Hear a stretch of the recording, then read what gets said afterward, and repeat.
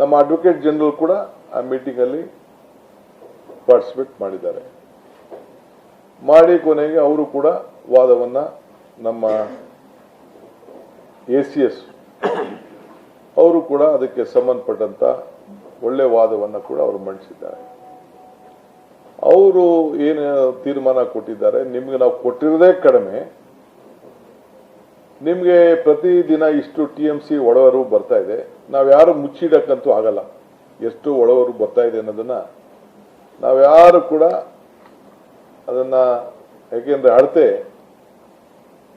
KRSL ಅವ್ರಿಗಿದೆ, ಕಬ್ನಿಲೂ ಇದೆ, ಆರಂಗಿಲೂ ಇದೆ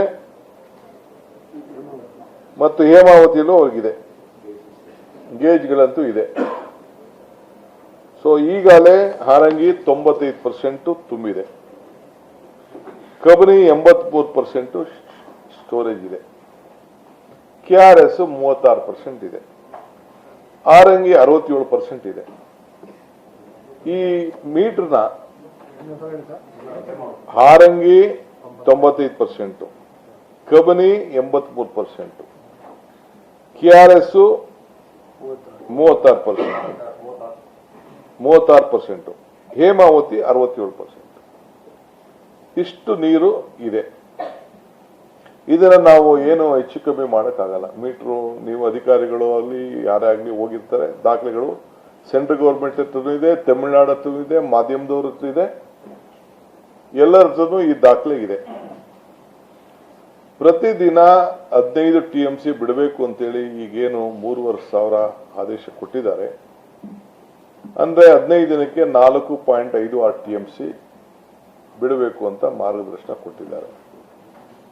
ಈಗ ಹೆಚ್ಚು ಕಮ್ಮಿ ನಮ್ಮ ಹೊಳಹರಿವು 1-2 TMC ಒಟ್ಟು ಎಲ್ಲ ಸೇರಿ ಬರ್ತಾ ಇದೆ. 25,000 ಅಷ್ಟು ಒಳಹರಿವು ಬರ್ತಾ ಇದೆ. ಅದರಲ್ಲಿ 3,500 ಕ್ಯೂಸಿಕ್ಸ್ ಬಿಡಬೇಕು ಅನ್ನೋದು ಒಂದು ಮಾರ್ಗದರ್ಶನ ಇದೆ. ಸೊ ಇದು ಅವರು ಕೂಡ ಅವರ ದಾಖಲೆಯಲ್ಲಿ ಕನ್ಫರ್ಮೇಶನ್ ಮಾಡಿದ್ದಾರೆ. CWRC ಮತ್ತು CWMA ಇಬ್ರು ಕೂಡ ಇಷ್ಟು ಒಳಹರಿವು ನಿಮ್ಗೆ ಬರ್ತಾ ಇದೆ ಅನ್ನೋದನ್ನ ಅವರು ದಾಖಲೆಯಲ್ಲಿ ಕನ್ಫರ್ಮ್ ಮಾಡಿದ್ದಾರೆ. ನಿಮ್ಗೆ ಕಡಿಮೆ ಇದೆ ಅಂತ.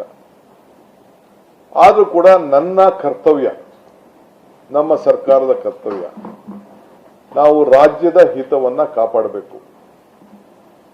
ನಾನು ನನ್ನ ಕಷ್ಟಕಾಲದಲ್ಲಿ ನಮ್ಮ ರೈತರದ ಪರಿಸ್ಥಿತಿ ಏನಿತ್ತು ಅಂತ ನನಗೆ ಅರಿವಿದೆ. ನಾನು ಅದನ್ನು ಬಿಚ್ಚಿ ಮಾತಾಡಕ್ ಹೋಗುದಿಲ್ಲ. ಯಾರಿಗೇನು ರಕ್ಷಣೆ ಮಾಡಬೇಕು ಆ ರಕ್ಷಣೆ ಮಾಡ್ಕೊಂಡು ಬಂದಿದ್ದೇವೆ. ಈ ವರ್ಷನೂ ಕೂಡ ನಾನು ನಮ್ಮ ಶಾಸಕರ ಹತ್ರ ಸಭೆ ಕರೆದು ಅವ್ರ ಹತ್ರ ಕೂಡ ರಾಮಲಿಂಗಾರೆಡ್ಡಿ ಅವರು ಮಾತಾಡಿ ಅವ್ರಿಗೇನು ರಕ್ಷಣೆ ಮಾಡಬೇಕು ನಾವು ಮಾಡಿದ್ದೇವೆ. ಕುಡಿಯೋ ನೀರಿಗೆ ಏನು ರಕ್ಷಣೆ ಮಾಡಬೇಕು ಮಾಡಿದ್ದೇವೆ. ಕೆರೆಗಳನ್ನು ತುಂಬಿಸುವಂತ ನೀರು ಏನ್ ಮಾಡಬೇಕು ಮಾಡಿದ್ದೇವೆ. ಕಾಂಗ್ರೆಸ್ ಸರ್ಕಾರ ಯಾವಾಗಿದೆ, ಬಂಗಾರಪ್ಪನವ್ರ ಕಾಲದಿಂದ ಹಿಡಿದು ಇಲ್ಲಿವರೆಗೂ SM ಕೃಷ್ಣ ಅವ್ರ ಸರ್ಕಾರ ಆಗ್ಬೋದು, ಸಿದ್ದರಾಮಯ್ಯನ ಕಾಲ ಆಗ್ಬೋದು, ಎಲ್ಲ ಸಂದರ್ಭದಲ್ಲೂ ಕೂಡ ನಾವು ಈ ರಾಜ್ಯದ ಹಿತಕ್ಕೆ ಎಲ್ಲ ತರದ ರಕ್ಷಣೆಗೆ ನಾವು ನಮ್ಮ ಬದ್ಧತೆಯನ್ನ ನಾವು ತೋರಿಸ್ಕೊಂಡು ಬಂದಿದ್ದೇವೆ. ಇವತ್ತು ಕೂಡ ನಾನು ರಾಜ್ಯದ ಹಿತವನ್ನ ಕಾಪಾಡಬೇಕಾದ್ದು ನನ್ನ ಕರ್ತವ್ಯ ಇದೆ. ನಮ್ಮ ಸರ್ಕಾರದ ಬದ್ಧತೆಯನ್ನು ಕೂಡ ಈಗಾಗಲೇ ನಾವು ವ್ಯಕ್ತಪಡಿಸಿದ್ದೇವೆ. ಅವರು ಆದೇಶ ಕೊಟ್ಟ ತಕ್ಷಣ ನಾವು ಅದಕ್ಕೆ ಒಪ್ಪದೆ ನಾವು ಅಪೀಲ್ ಹೋಗಿದ್ದೇವೆ. ಈಗ ನಮ್ಮೆಲ್ಲ ವಿರೋಧ ಪಕ್ಷದ ನಾಯಕರುಗಳು ಕೂಡ ಅನೇಕ ಸಲಹೆಗಳನ್ನು ಮಾಧ್ಯಮದಲ್ಲಿ ಕೊಟ್ಟಿದ್ದಾರೆ.